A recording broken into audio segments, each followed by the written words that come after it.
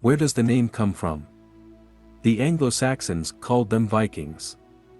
In the Scandinavian languages, Vik means bay, as dozens of locations in Norway and Iceland that have this suffix recall.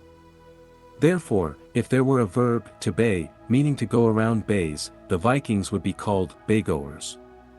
A somewhat ridiculous name, certainly not one that inspires fear. When did they start shaking up the world? The Viking Age is defined by historians as the period of expansion of the Nordic peoples between the 8th and 11th centuries. But it has a well-defined and documented start date, June 8, 793. On that day, the Lindisfarne Monastery in northeastern England was celebrating Street Medit, invoked against toothache, when the absolute evil, that is, a band of Vikings, not the one in the photo, landed on the beach. Devastating fury. The Viking warriors were like wasps. They attacked like hungry wolves, stealing, destroying, and killing, according to surviving monks. From then on, the name Viking became synonymous with violence. They devastated Paris. 30 years after the death of Charlemagne, the Vikings humiliated imperial France, sailing up the Seine River to Paris, which they plundered in 845. The same fate befell various cities in France, England, and Germany. But were they really that violent?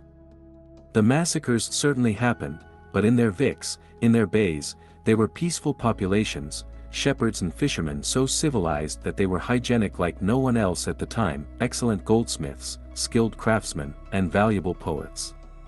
Poetry, in Iceland, was a magical art and was called the gnome's drink. In the photo, there is a reconstruction of a typical Viking house, made of wood and covered with turf, in Selfoss, Iceland. Casual and hornless warriors. Unlike Roman legionaries or modern soldiers, Viking warriors did not wear a uniform. Each one had to dress and arm themselves with their own means. The leaders wore iron helmets, without horns unlike what a metropolitan legend would have it, while the more humble warriors were content with leather headgear. Under the leather clothing, most Vikings wore chainmail shirts. An informal tunic or woolen cloak completed the outfit. The typical equipment of a soldier consisted of a 75 cm diameter shield, a long-handled battle axe, a 3-meter spear, and above all, a sword.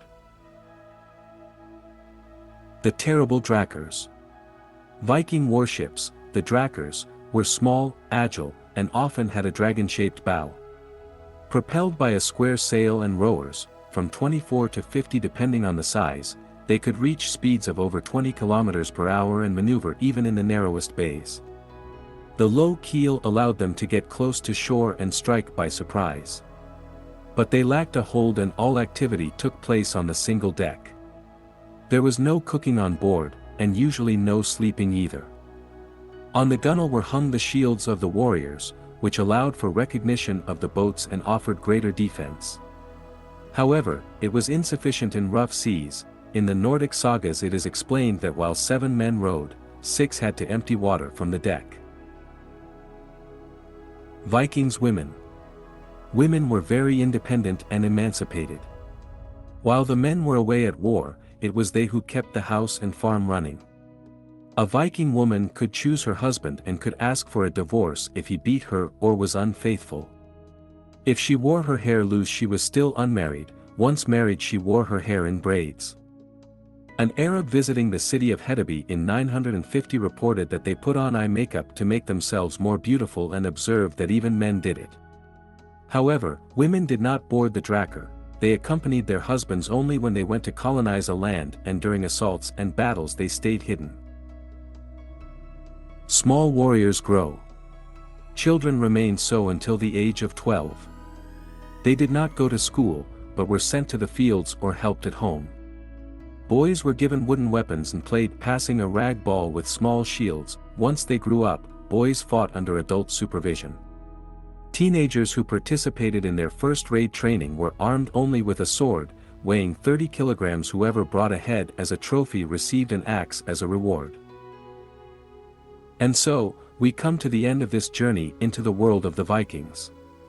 We hope these curiosities have increased your knowledge of this ancient and fascinating people. From their seafaring exploits to their religious beliefs, the Vikings have left an indelible mark on history. Thank you for following us, and we'll see you in the next video.